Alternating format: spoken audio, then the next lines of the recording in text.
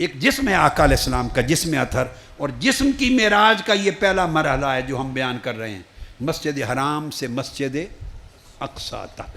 اس میں سارا سفر رہا، تو سارا سفر جسم اقدس کے ساتھ، جسم اقدس کے ساتھ۔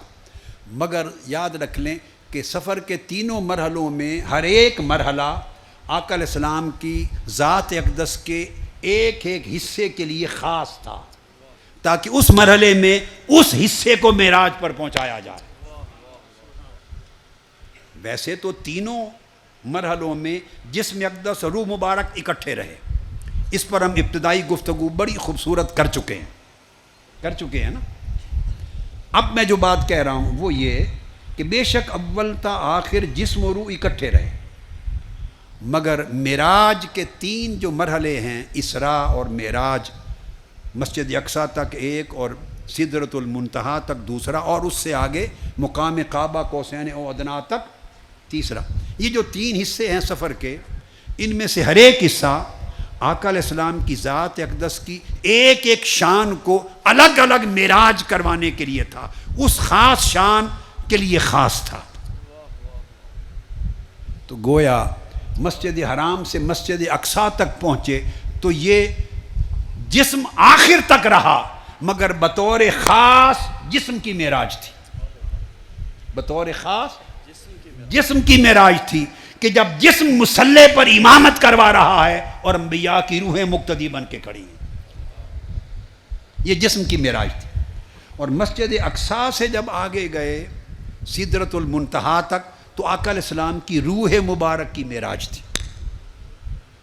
حالانکہ وہاں بھی جسم ساتھ تھا، اور جب جسم کی معراج تھی تو روح ساتھ تھی، جسم و روح جدا نہیں ہوئے کہیں بھی، مگر پہلے حصہ معراج میں فوکس کہتے ہیں، کیا فوکس، جسم اطہر کے جو لطائف ہیں، آقا کے جسم پاک کے جو لطائف ہیں اور جسم پاک کی جو شانیں ہیں اور آپ کے جسم اقدس کی جو خاصیتیں ہیں اور اس کے جو مرتبے ہیں، انہیں معراج پر پہنچانا مقصود تھا۔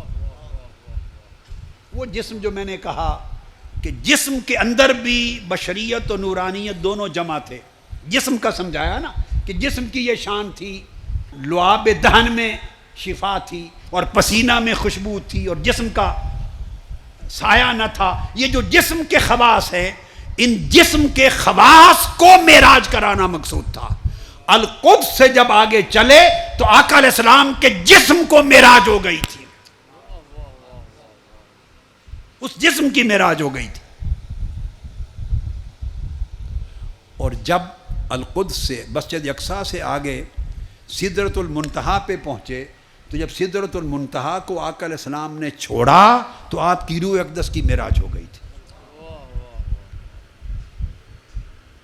اب یہ جو مرتبے ہیں، بشریت کا مرتبہ، نورانیت کا مرتبہ، روحانیت کا مرتبہ، یہ جو انسان مراتب کو دیکھتا ہے، مختلف فرشتوں کا نورانیت کا مرتبہ ہے، انسانوں کا بشریت کا مرتبہ ہے، پھر اللہ والوں کی روحانیت کا مرتبہ ہے، بھئی یہ سارے مرتبے تو آقا علیہ السلام کے جسد اقدس میں گم ہو گئے، یہ تو جسد مبارک میں آ گئے سارے۔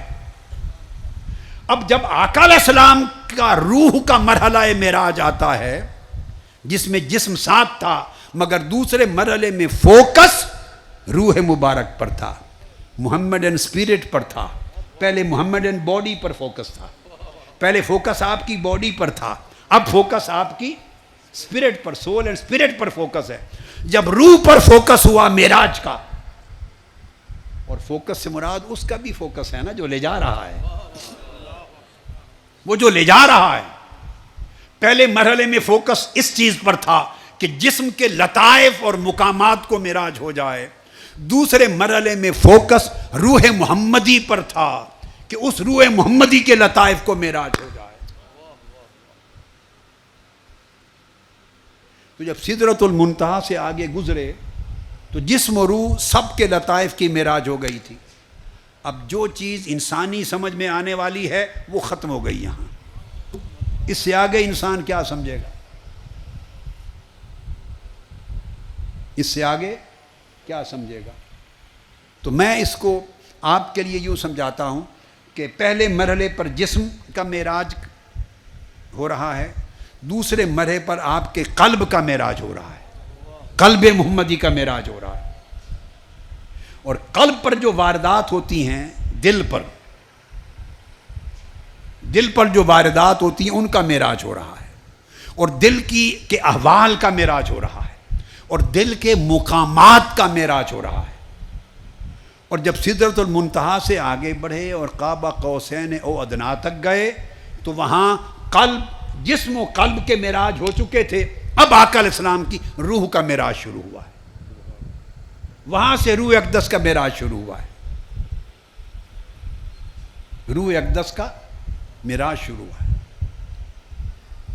جسم جب معراج کی طرف جاتا ہے انسانی زندگی میں، جسم روحانی معراج کی طرف جاتا ہے جسم، تو کم کھاتا ہے جسم، اور کم کھانے سے گزارا ہو جاتا ہے.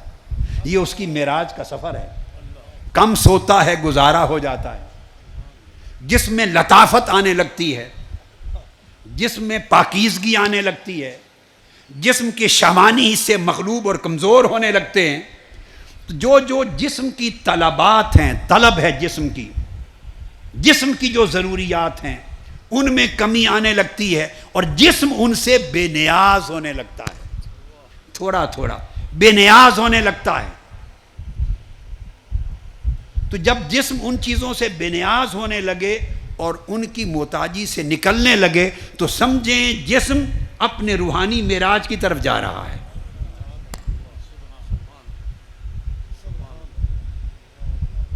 اور قلب، اس کے بھی خواص ہیں. قلب رغبت رکھتا ہے، دل محبت کرتا ہے، یا حرص کرتا ہے، یا لالچ کرتا ہے، یا توکل کرتا ہے، یا زہد رکھتا ہے، یا بے نیاز ہوتا ہے، یا توکل کرتا ہے، یا اس میں اخلاص ہوتا ہے. تو دل کی اپنی اچھی بری خاصیتیں ہیں. تو دل اگر ان بری خصلتوں سے نکلنے لگے اور توکل کی طرف جانے لگے، یقین کی طرف جانے لگے، قلب دل اور اللہ کی محبت کی طرف جانے لگے، تو جب دل ان خاصیتوں میں بڑھنے لگتا ہے تو اسی انسانی زندگی میں سمجھیں اس کے دل کو معراج کا سفر شروع ہو گیا ہے.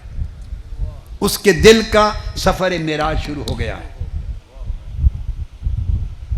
اور روح اس سے آگے عالم جبروت کی چیز ہے.